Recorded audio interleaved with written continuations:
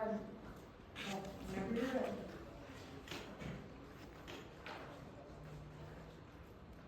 Hi everyone, my name is Brittany Whitesides and I work in Casa Grande this summer under Donovan Green in the warehouse. Oh. Try that. Oh, it's just loading. Oh. Okay, hold on.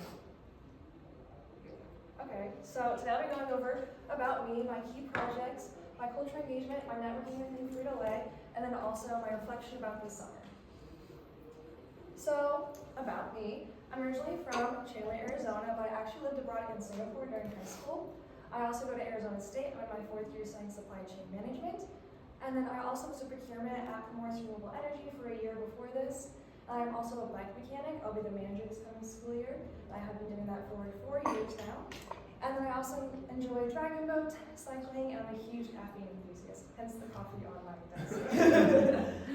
Okay, so going into my project. So like I said, I was the warehouse intern. So my project was the auto palletizing schedule. So before I go into what that really includes, I want to go into what auto palletizing is. So auto palletizers, these lovely humans, are 4 to 5 people that man every single shift, and they are tasked with writing a schedule that comes from packaging, layouts, what happens on the manufacturing side of things, and what is being ran on that side of the wall, and will be sent down at certain times of day. They are also tasked with stacking boxes in the manual loop and ensuring our robots are running smoothly. So my project was to really focus on this part of writing the schedule. So auto palletizers are also known as AP. They're given this schedule from packaging before every single shift. And it's sent out to all the managers and SELs at 4 p.m. every single day and projects the next 24 hours. As of right now, our process is very chaotic and not very organized. And so my project was to improve this process and then to also assist headquarters in helping them create their new automated tool and doing a lot of time studies for them to understand what actually will actually work for our site. And then AP is super important for our site because as of right now, it causes 77% of our downtime at CASA, and so we're really trying to fix this problem. So when I was first given this project, I was very confused and very nervous on how to make a huge impact on it because it is such a big monster of a thing.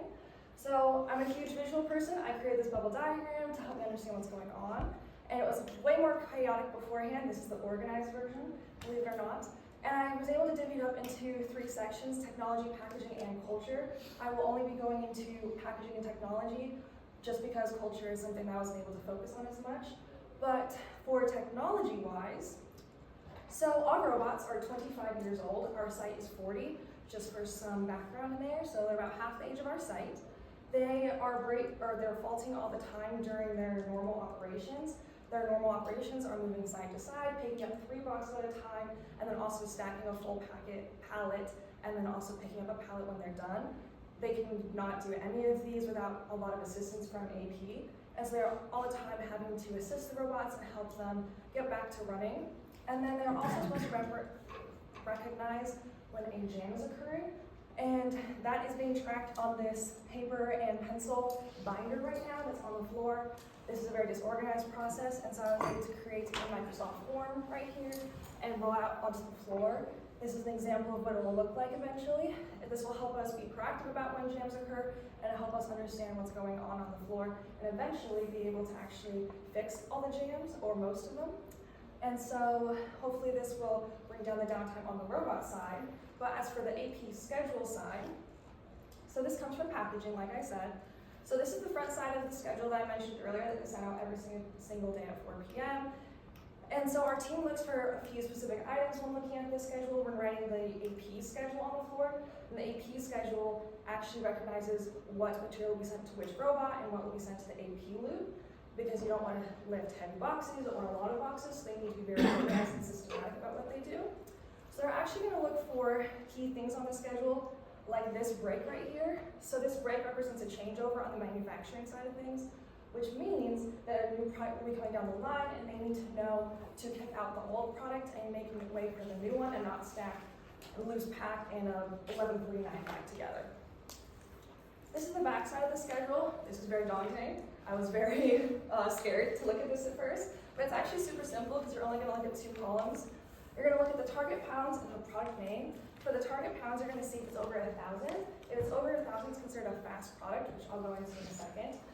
And then if it's a duplicate, like this 6.9 right here, you're gonna wanna say, oh, that's a lot of product coming down the line, and therefore we should maybe send it to a robot, because it's not just one cell, but instead, it's all of these. So you really need to recognize there's a lot coming down and it's an extremely fast product. And when I mean fast product, I mean this cheat sheet right here. So AP uses this to recognize when a fast product and a slow product is occurring and which robot to send it to in which lane. And so we have different lanes and which size boxes can go different lanes. This is their current SOP cheat sheet. And this over here is a filled out AP schedule. As you can tell, it's a very chaotic, not very organized, again, kind of discombobulated, if you will, type of worksheet. So our job was to automate this process. So I worked with Cassidy Boone, the warehouse SCL. She's also my buddy. She's on second shift. We were creating our first revolution of our automated process. We worked very closely with headquarters. We met bi-weekly to understand what the site needs and what they need from us to actually create this tool, make it actually roll out in a timely fashion. And so I did a lot of time studies for them, counted boxes to see what was kind of coming down the line, actually determined what's a fast product and what wasn't, before we really didn't have that 1,000 number, before it was just kind of like a, I don't know, sure. And so I worked really closely with Mick Capps. He's a supply chain engineer in headquarters. He created this massive Excel tool that I'll show you in just 1 second, that's 4 tabs long, multiple data sets, and will eventually be turned into an app of sort that they'll be able to have on the computer on the floor with them.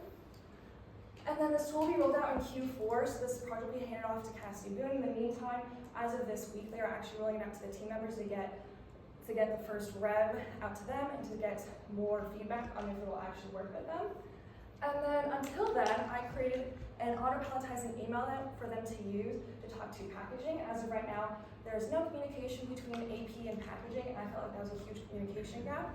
And I felt like that could be something that's an easy fix. So I worked with IT to create this AP email for them that they can also ask questions to them all the time, and then also be on that 4 p.m. email that's sent out every single day, so they can always have a schedule on hand no matter what's going on. So as I mentioned earlier, this is the Excel sheet. As I said, it's massive. And so, as you can tell, it's very well built out, and we helped make sure that this was actually accurate. So we sent the packaging schedule to him, and he was able to pop it into this Excel sheet and create one massive schedule for AP. So going into my critical experiences in networking. So, like Denver, we had an AIB audit happen on our second day of our internship, which I actually enjoyed, which no one has ever said. But I really enjoyed it because I was able to see how the SCLs interact with team members on the floor when something like this happens. I really liked the relationship they had and what they were doing. And then I also really enjoyed participating in changeover, because at first when they were given the task, I thought, oh, they're giving it to the interns as a grunt task. But in reality, all of our managers were out on the floor already working on it, like our site director and our SCLs. And so we were actually late to the party, believe it or not. And then it really showed me the culture of CASA and what we do around here to help each other out. And I also really enjoyed shadowing my buddy, Cassidy Boone, like I mentioned earlier. She's awesome. She came from headquarters, and then she also works second shift, so she really knows what it's like to be on your own and not have those managers to assist you.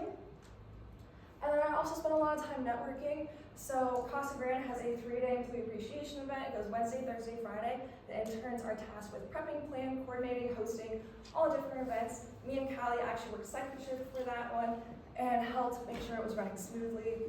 We also participated in ERG events like Juneteenth and 4th of July. Callie and I were running errands constantly for those, making sure that team members had food and felt appreciated. And then we also met the Southwest interns at Peoria, Arizona Distribution Center, where we got to see the different parts of the business and how we all work together. And then we also attended a Jumpstart training with the other SCLs on site to understand the different leadership styles and how we all work together to be a successful site.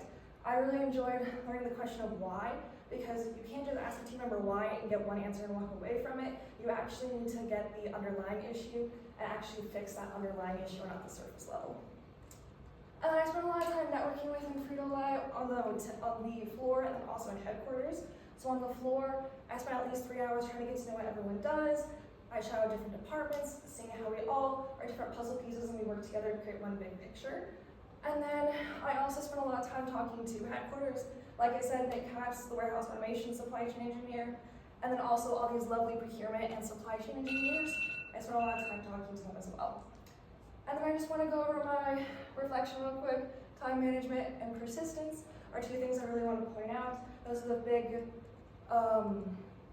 characteristics I learned this summer. Time management, as you can tell, I spent a lot of time talking to different people, and so I really had to see what was crucial and what was actually a priority in the day. And the persistence, we're always trying to find the big challenge at CASA, and I really enjoyed that atmosphere and hope to be a part of it.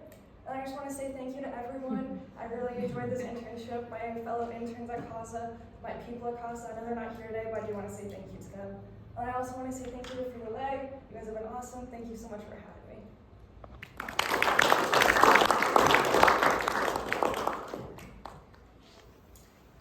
Good job. So working with the palletizers is definitely heartbeat of CASA, right? Yes. They are extremely important.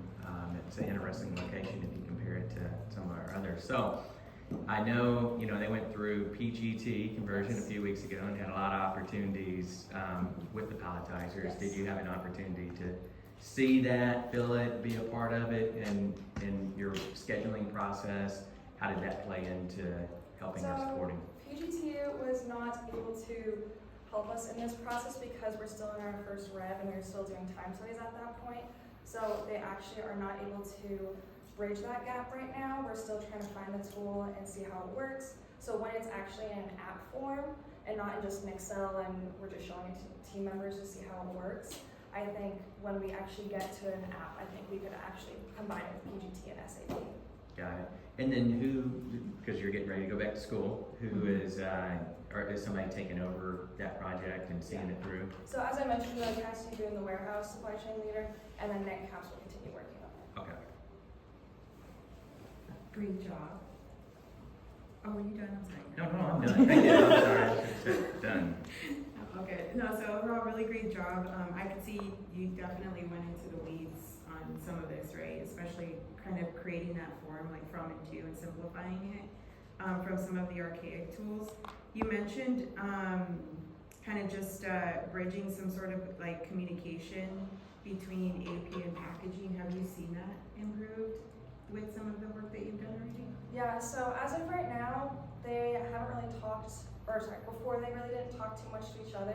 So with that new email, they have been able to get that schedule rolled out because sometimes they even run out of schedules on the floor, so AP doesn't really know what's going on. They're just like, okay, I guess we'll just go with it today and fly with it. So I have noticed that there's been more schedules on the floor. They've been able to actually ask questions and so on and so forth. Did you participate in rolling that out and Yeah. communicating that? Okay. Yeah, so I worked really closely with IT, making sure it works on the computer and making sure that everyone knows how it works. Great, awesome. And then last question. On the downtime and the form that you created, has that been rolled out also too? So we haven't been able to get numbers on how it's impacted that 77% yet, Okay. but we have seen it has helped significantly. Oh, awesome. Thank you. Yeah, I'm gonna ask dovetail off your question. So Yeah. 77% of warehouse downtime is related to the auto palletizers. Yes. And then you talked about the tracking sheet to have a better understanding of what's causing the downtime.